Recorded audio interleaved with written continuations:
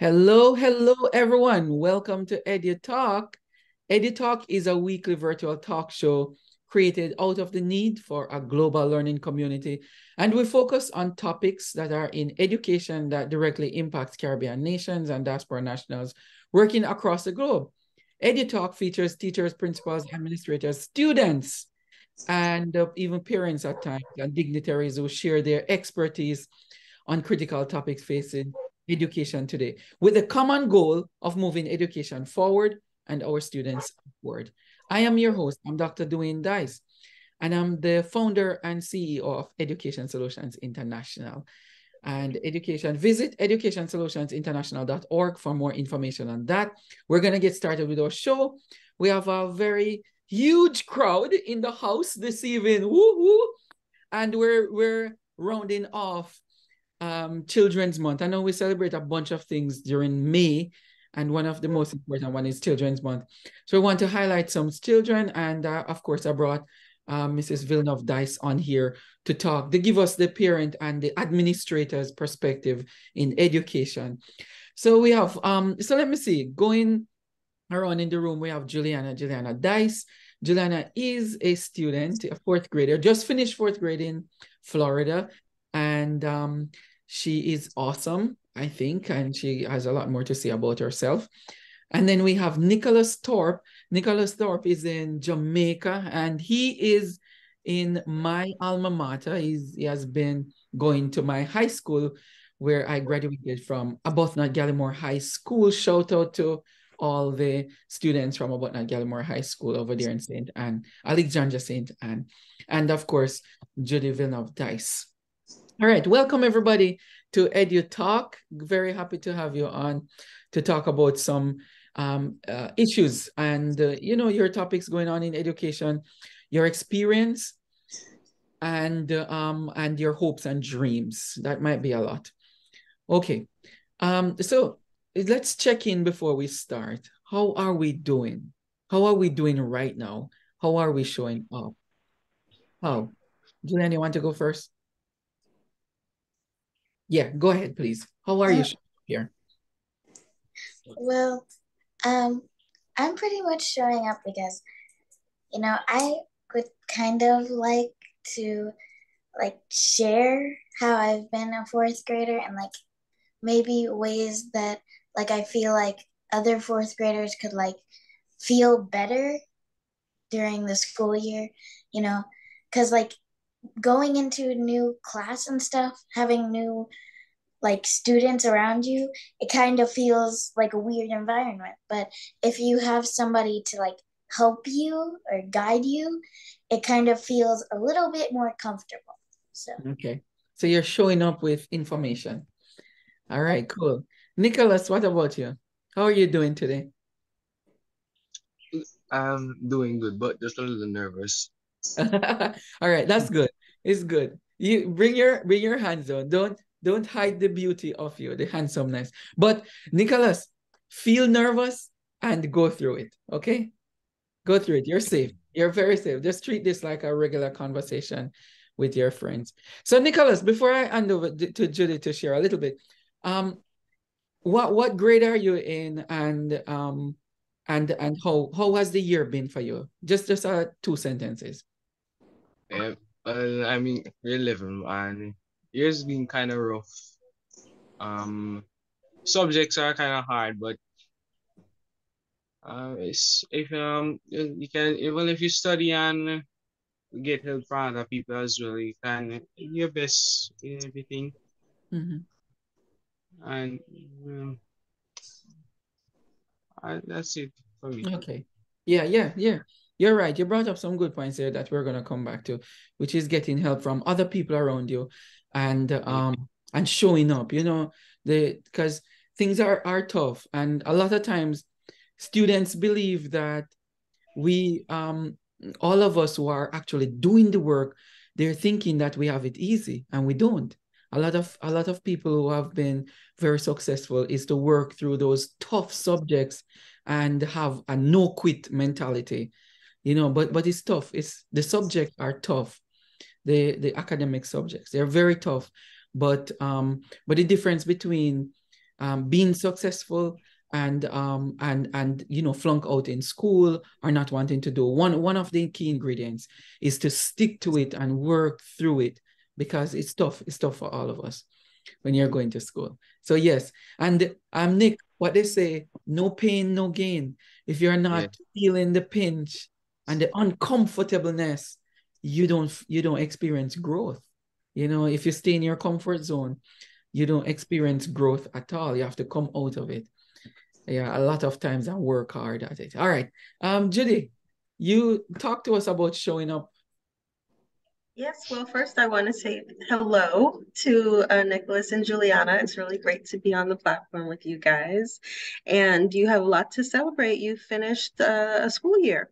So you've grown, you've gotten a lot of information, you've built relationships, obviously navigating a lot of relationships with grown-ups as well as your peers, and you are becoming a better person every day. So I just want to congratulate you for a successful year, regardless of the challenges you've pulled through.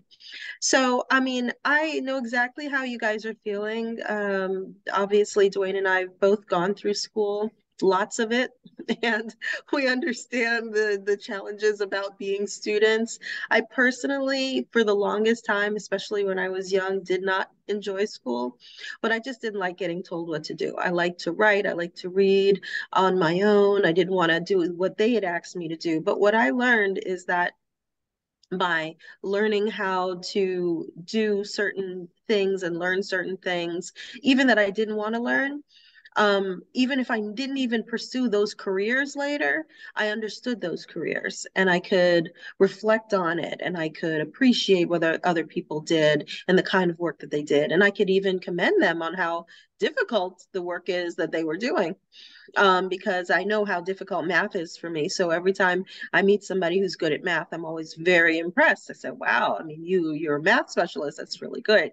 So, being in school is one thing, definitely about learning, but it's also about just being exposed to information. And I'm showing up very enthusiastic today about just joining you guys and hearing what it is you've learned and what's been going on in your life at school. It's been a long time since I've been there, so I would love to hear about what your day to day is, Juliana and Nicholas, what it is like to be a kid today, which is very different than it was when I was growing up. Yep. So yeah, good point and transition into let's talk about the social first. When you go to school, and Juliana, you mentioned like the idea of feeling supportive. You need those friendships around you to support you, or else you'll feel out of place. You feel like you're nervous. You feel like you want to not go there because maybe somebody doesn't care about you that much, because they're not looking at you, they don't talk to you, and so on. What do you think are Juliana first, and then Nicholas? What do you think are some of the important parts of the school life for students that we as adults don't really talk about that much? Well, I think that most grown-ups don't really talk about how, like, when you're with people, you kind of tend to want to talk more than stay quiet. And so when the teacher says to be quiet, you don't really think of being quiet as the first thing of school. You most likely think of, like, oh, I want to talk with my friends at recess, or I want to talk about this at lunch. You kind of think about communication with everybody, except you don't really think of the parts, like, kids don't think of the parts that grown-ups are supposed to do.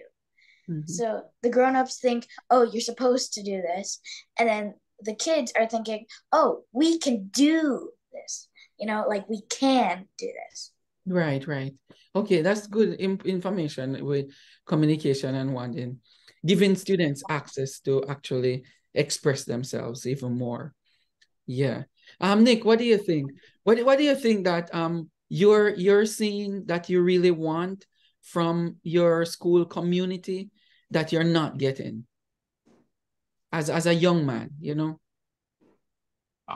Well, the control over the students at the school from the teachers.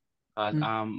There is mostly fights and all kind of misunderstanding with students at the school, and most of it is because of, well, most of it is because of foolishness. And when it's time for like, the teachers to step in and understand what happened, um there's lack of communication with the students and the teachers, and then mostly it relates to them cussing with each other, and then fighting. And the when the police get involved, it doesn't really help either, because it keep the fight happens either the other day A or week. in the same place in front of them. So it, Oh.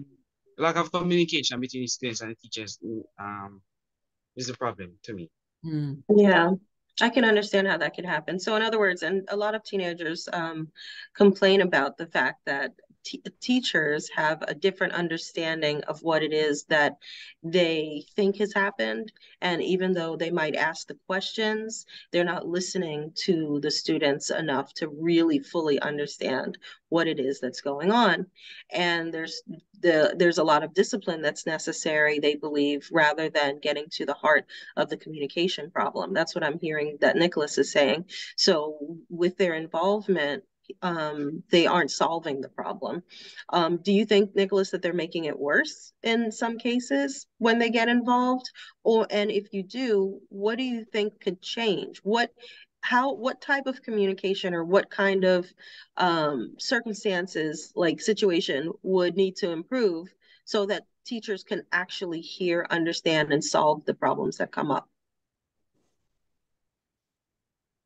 Well, them getting involved is not a bad thing, but when they do get involved, they mostly need to listen more, because if you don't give someone a chance to speak and only telling them what to do and what they shouldn't have done, then they'll only get angry over that.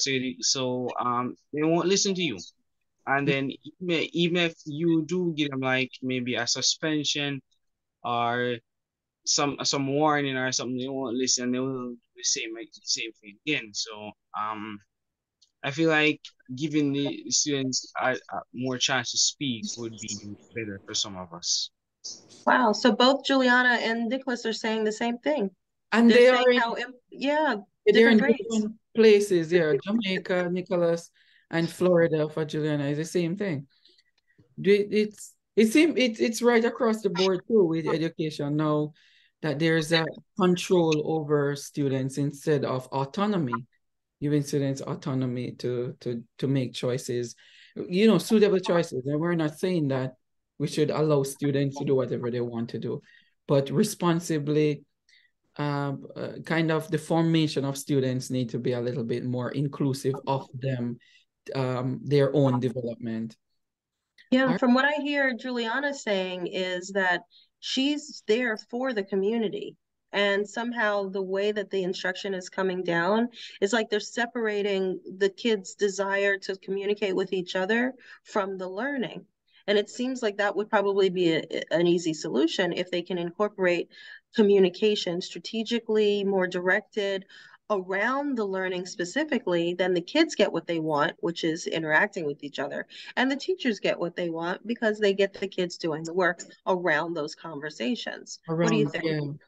yeah, I think that's a good idea to incorporate, because one of the things, guys, I look on is I was reading recently, and I shared this recently too, about the idea of education, and the author was saying education is not for life, education is life. So we're saying, and we grew up on this, that we educate students for the future, and we educate ourselves for life, for something out there that in the future will come. But the author is saying, no, education is this that we're going through. And when you reach there, it is that also. So it's a process that we're going through right now for whatever could happen and is happening for us. So education is what we're going through. So it's not, we can't put it off and say, I'll get to that later. No, it is happening now. So to your point that we should incorporate all of the students' life. And I usually tell my students in the subject areas and the grade levels that I've taught is I said, listen, this is your life. This is, you are going through this now. You need this now. You know, you don't need it tomorrow. You need it now. Tomorrow's education is coming, but this education is now, is what you need. All right. I'd like to know if the kids know that, I mean, if they really understand that, because being told that you need it and really understanding you need it, right, is two different things. Like, do you guys, Nicholas and Juliana, think that what you're learning is something that you can use now? Or it's something that it feels like you could only use when you grow up, when you're later, when you're older? Like, do you feel like you're learning things that you need right now? Are you learning what you think you need to know?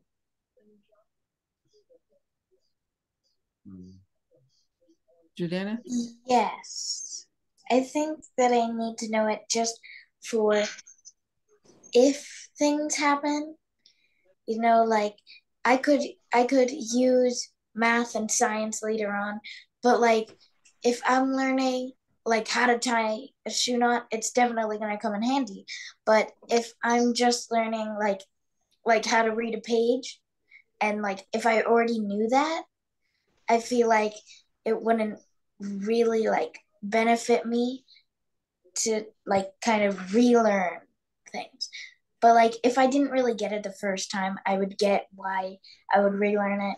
But if I got the like exact definition of what they were trying to tell me, then I feel like I wouldn't have to like say this like doesn't really make sense and then have to relearn it many times. Mm-hmm. Okay. Do you have an example of something that you would love to learn that you're not learning in school that you think you could also learn in school? I feel like I could learn more about like because I haven't been learning about historical singers, and I feel like because like kind of like just talk about historical like people, but not like they do important stuff, but they don't actually like go for a certain career like um like how I would feel like I would go for a career, you know. So I feel like if they had like kind of different sections to go into, like different groups to go into for like different kind of hobbies, I feel like I would love to do that more. So Sounds like you're talking about graduate school. Yeah, yeah. They want to go to specialize already. Juliana want to skip middle school and high. Yes. Enough of that. Let's Yes, go. it's like let's Right, get no. to what I want to do. Yeah, yeah, yeah. But Juliana, as they say, don't sweat the small stuff, sweat the small stuff. Okay? Sweat the small stuff, work through the small stuff. Okay, Nicholas, I think we lost Nicholas there for a little bit. He'll come back on in a bit. But I want um to talk about, so we talk about the social aspect of it and the communication part of it. We also want to highlight the social emotional part of it, because during COVID we realized that Oh, we have Nicholas back. oh yeah, Nicholas, you're back. Yeah, before we get into the SEL, social emotional learning part of it, Nicholas, what we're talking about earlier is what you probably thought that you want to learn in school, but you're not getting that now. Do you think that there are certain things that you would wish you would learn in school, but is not happening? Hmm. Uh, no, not really. Because you're getting everything you need right now in school. Um, they could let's see. Oh, we already have job experience. Yeah, I think so. Yeah. Well, I mean, you have a beautiful car on your screen when you move, when you disappear. So I'm assuming you like cars. Is that something that you would be interested in learning the mechanics of a car or something like this? Do you really love that? Or I don't know if you play video games. Is it something that you'd like to create video games and things like that? Because I know you might think that school is limited, but just using your imagination, school can involve any kind of learning. Are there any topics like that that you don't have access to now that might have been interesting to you that you would have loved to go to that class? Well, um, maybe like if we had like more see like more experience in most of like the jobs. All right, say like if we had like say a type of class that we could go to that would give us more experience about most of the jobs, then that would be good for some of the schools. Yeah, it's Oh, probably internship or, learn on the job, apprenticeship. Yeah. so Nicholas, if I hear you correctly, you're saying you want to be exposed to different kind of work and Careers. see what kind of thing you would like to do to get experience. So he's also jumping into the real world. He wants to start working. He's get out of the classroom and actually start using what he's learning and learn what he can learn on the job. Is that what you're saying, Nicholas? Yes. Yeah, Okay. preparation. Yeah, all right. So SEL, because we don't want to keep you guys on here too long. The in terms of social emotional learning, social and emotional learning, um, there are certain things that happen in the pandemic. I'm going to go quickly through this that we check in. And when I started off the show, I asked you, how are you feeling? How are you showing up? And that is a part of the emotional check-in. How is your internal weather? The emotion to check in with you. Do you guys do that in your schools? Do teachers do that with you in the morning or so? Nicholas, you want to go first? This is easy. It's like a hit or a miss. Do you experience this in school where somebody check in with your emotion? How are you feeling? How are you showing up today? How is your Yeah. internal weather? Well, yes, when we usually go to school in the morning, we have our form teachers that would ask us how was our weekend or how was our holiday, asking if everyone's all right. Mhm. And mostly before the class starts, they make sure that everyone's ready for the class if everyone's feeling all right or sick or anything like that. So yes, we have that. Oh, good. Wonderful. Thank you. Very good. Juliana, what about you? Do you do that in Tampa?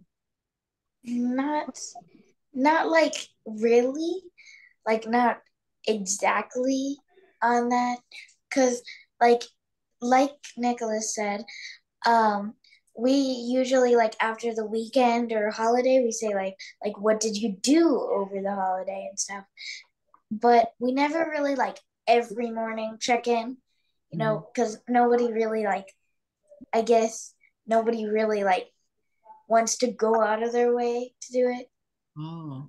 you know But like would I'm you not like it? Would you like somebody to check in emotionally with you? uh, sometimes, like most of the time, yes, because like I don't know how to explain it, you Mhm. know? So like I kind of don't want to really say it. I kind of want people to notice it, Oh, right. but Mhm. because I don't know how to really explain it for someone else to understand in words. Right. There's something we're gonna do in the close to the summer, Judy, with this because there's so many social SEL, we call it social emotional learning study where you don't have to talk, as Juliana just mentioned, it reminds me. You could draw how you're feeling. So you could draw a smiley face, you could draw a sad face, you could draw a flat mouth where you're, it's good, it's okay, I'm all right, you could even draw an excited face or a happy face, how you're feeling instead of saying it out loud. Julie, you want to say something? Yeah, because knowing how, all right, so first of all, you guys, just want you to know, as people working in education, we've come to realize that the way you feel, kids feel in school, has a lot to do with how, whether or not they're ready to learn. And if it also indicates whether or not somebody needs to assist them to get them some level of help that they need, because it's not just them learning that's important, it's them, period. They are important. So it's putting kids first, putting their emotions first, so that they can get the care that they need, because sometimes they're not getting it at home. In fact, some kids are actually getting abused at home, and they're in situations that are very difficult for them. And like Juliana says, honestly, a lot of times people are very shy about expressing their emotions. It's a very vulnerable position to be in when people find out how you feel. You don't want them to use it against you. You don't want them to be ashamed of you, or to you to feel ashamed of your feelings. So you also need to be in an environment where, okay, if I say that you trust, if I say I'm not feeling good, it can't be just that I feel sick, because all they're going to do is send you to the nurse. But what if you're anxious? What if you are feeling nervous about an exam? What if you are feeling nervous about a situation with another student, and you don't have anyone to express it to? It can be very difficult for you to focus on learning, obviously, So building those safe spaces is what Dwayne is talking about. He's trying to find out if you guys have safe spaces at school. And if it's not your teacher, do you have friends, or do you have a counselor or somebody that, if you do feel like you're having challenges, that you feel safe going to? Okay. All right. So let's switch gear here and talk about your academic focus here. The work, how much is it? Because when we were coming on, Nick mentioned about academic work, that the subject area is rough. It's tough, and you have to go through it, you apply yourself, and so on. Um, how how are you coping with studying and and the work that you're getting in class? How are you balancing that with your social life? Who wants to go first? Juliana, yeah, you go first, and then Nick. How are you balancing your work that you get? Because you get a lot of homework and stuff, and then school in the daytime. How are you working through that to get it done? I kind of just like try to like finish the homework no matter what. So like I will do the schoolwork, and then like um in like aftercare or so, I will like try to complete the the set of homework.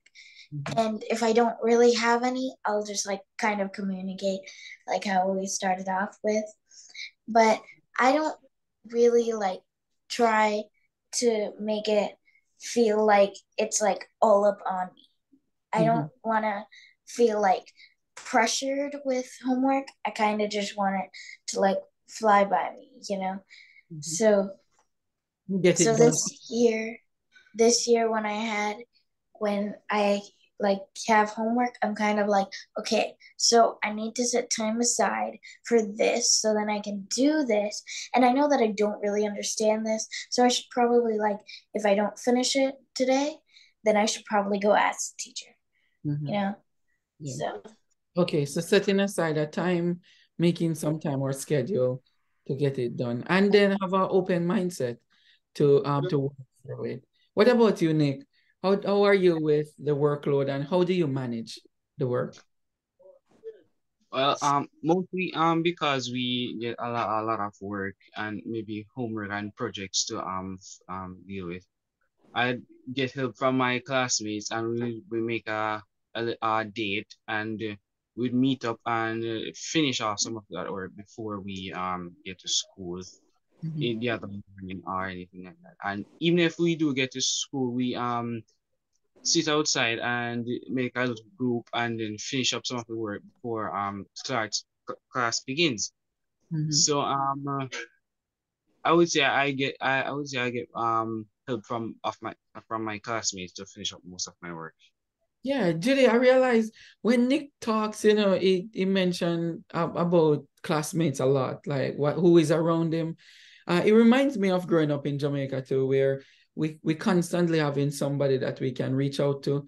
two people that we can reach out to, and they're doing the same thing. And if we go through those people and we can't get it done, then we ask one of the teachers if they can help us. But it's constantly having these little groups around us to support us emotionally and so on, but academically as well. Yeah, that's really wonderful. I mean, honestly, that wasn't my experience in school. So the fact that your schools have a community and students that you can call on to assist is really great. I had to rely on my big brother, and if he wasn't available, I got help from my mom, or I just had to figure it out. And it's very isolating. I think it's great that they have their friends that they can work with. And so, funny enough, even after graduate school, I anytime that I'm studying, I tend to do it on my own. I'm not comfortable with groups actually, because I want to study and I find that they do a lot of talking and it makes it harder for me to get my work done. So it's actually worked against me, the idea of hanging out with people and learning at the same time, because I'm so used to being focused on just working on my own. So I'd be curious to know what that's like. Juliana, do you also have a study group? I don't know if you mentioned it. I know that Nicholas does. Yeah. I know that we have done some group projects, but I don't really have like a go-to group for You any do have your project. go-to group, Juliana. You do. Well, You have I your don't have a girls group. go-to. I don't have a go-to group for projects. No. I have a go-to group for if I want to talk to somebody and I don't know who to talk to, then I just talk to them. You know? How many girls in your group that you have? 4? Why? Is that a hard question? I'm counting them. Oh, okay. I'm at 6 so far. 6, okay. Oh, okay. People will be wondering. For those who are watching, Juliana is not silent, guys. She's counting in her head. Nicholas, how big is your study group? 7? Okay. All right, Juliana. Go ahead, Nick. My study group is mostly of boys, so I'm saying maybe around 12 or so. Ooh, okay. A whole nation. That's not a group anymore. That's a country. So all right. Let me get to this. Okay.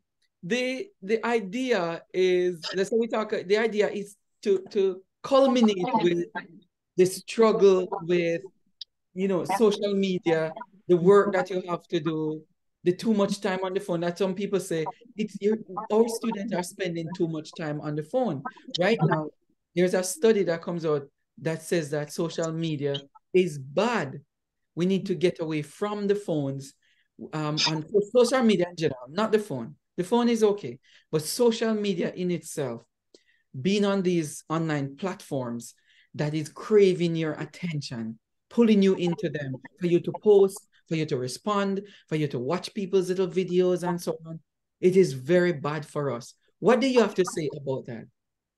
Is it really bad for you? Do you see where you're creating a balance between your work that you have to get done and your development, and you're managing well? Or you see where you can go off the cliff and spend a whole long time on social media? What are you seeing with your friends as well? Is this a bad thing? Yes, Juliana? Yes. Like if you don't know how to like kind of limit yourself, then yes, it's very bad.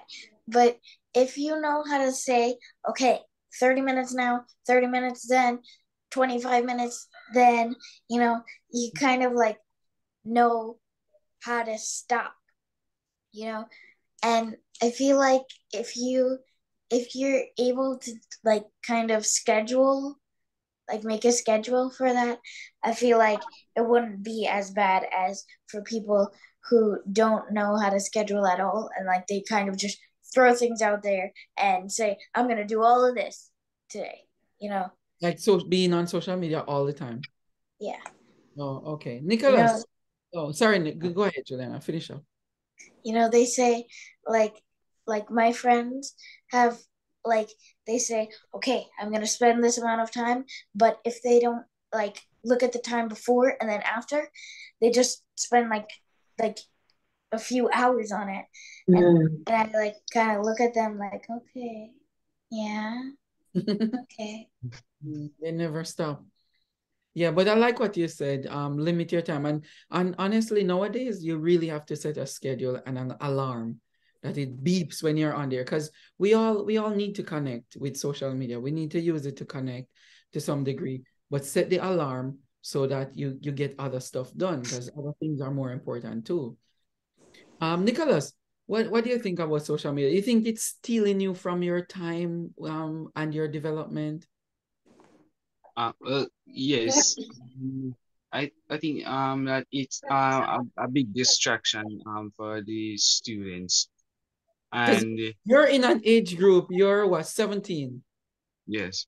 Yeah. So yeah, talk to us about that. Yeah. Go on. Well, for my age group, and from what I've seen with my Yeah. classmates as well, Mhm. it distracts us most of the time, because although we might have a study group, we I'm not saying that we don't get distracted, and mostly because of our phones. And it it kind of throws you off track of what you should be doing um in your mostly in your spare time as well, because we could if we should say if I should say like we get homework or anything, and it should get done by a particular time. Social media kind of distracts most of us, and then we don't remember, and then when we get to school we might get in trouble, or we might fail the assignment. So yes, it's a big. Okay. So Nicholas, based on your observation of your peers, um, how can teachers help with that in a responsible way, based on what you see? Well, I think that like having a rule of students not carrying a device to school would maybe help, like a phone or a tablet. A laptop could come. It's not that big of a distraction, because you don't mostly download those apps on it. But a phone or a tablet shouldn't be allowed to bring to school. But we have that rule at our school, but it doesn't really help Mhm. still. Yeah. Okay. So it sounds like it's more self-control that individual students have to have over their own behavior, because it's not the teachers that need to learn that information, it's the students. Mhm. So they're not hurting teachers by being distracted, they're hurting themselves and their own future. Because if we like it or not, it's a competition. The reason why everybody's in school is so that they can get out and get a good job and make the most money, and you're competing against other kids, some that grow up too, right? And some do well in school, and more somebody will want to hire them because they trust them and they know what they need to know in order to do the job, because that's all it's all about. Hopefully you get exposed to something you like enough that you'll enjoy doing to make your money. Some people have to resort to doing whatever they can do to make money, and that's not a power position to be in. So being in school has to be very deliberate. You have to be really focused on what is it that I'm learning? How can I use this to be in control of my life? So definitely don't let the phone or social media take you from that focus.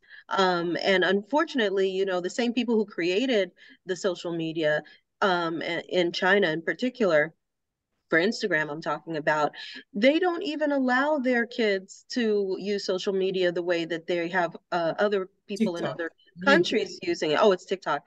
Yeah. So in China, when I was watching a documentary about this, they have educational programs only.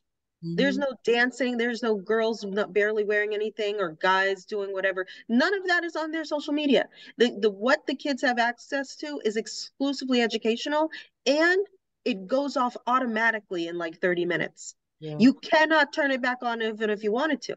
So they know the dangers that it has to their children, because the children won't learn if they're on social media. But it works very well for other people, because then they will be the ones that get all the jobs, right? Their students will be the ones that have the information. So don't be tricked. Don't be Yeah. tricked. while Yeah. others are distracted. Yeah. Guys, thank you so much. So Nick, how are you feeling now? You said you were nervous earlier when you just started. Do you feel good? Yeah, I'm feeling better. Yes. Work through it. Work through the nervousness. It works. Juliana, you all right? Yeah. Yeah. What? All right. Finally, guys, quickly, one statement. What are you hoping for this summer? You know, we're winding down into the summer. What are we hoping for? Nick, you want to go first? Because you have a whole country of guys in your group to hang out with. What are you hoping for? But we were planning on doing a little trip, maybe to the beach and get some food, and have a little talk and stuff before we permanently don't see each other again, maybe. Oh God, yeah, yeah. I remember those days, Nick. Yeah. When you're a senior in high school, you really cherish the moments with your friends. Because some Yeah. of them, once they're gone. I have not seen some of my classmates since high school. They're gone. Totally. And all of us are getting older and wiser, I presume. Julian, what are you hoping for, looking forward to?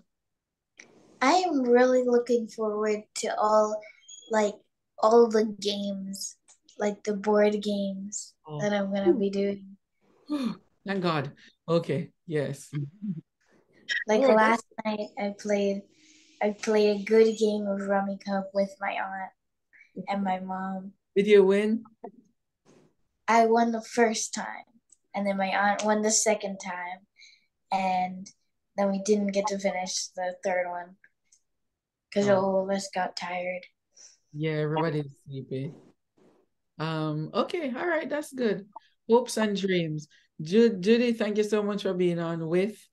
And Nicholas and Juliana, equally thank you for coming on, for being with us to close off Children's Month, the month of May. Thank you so much.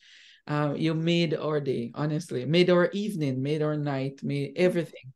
And I wish you all the best, all the best. And I hope someone out there watches, listens, and gets something from there. All right, take care. Have a great rest of the month of May. Take care. Bye, everybody. And you'll see us again next week with another edition of EduTalk. Take care. Have a great week. Bye-bye.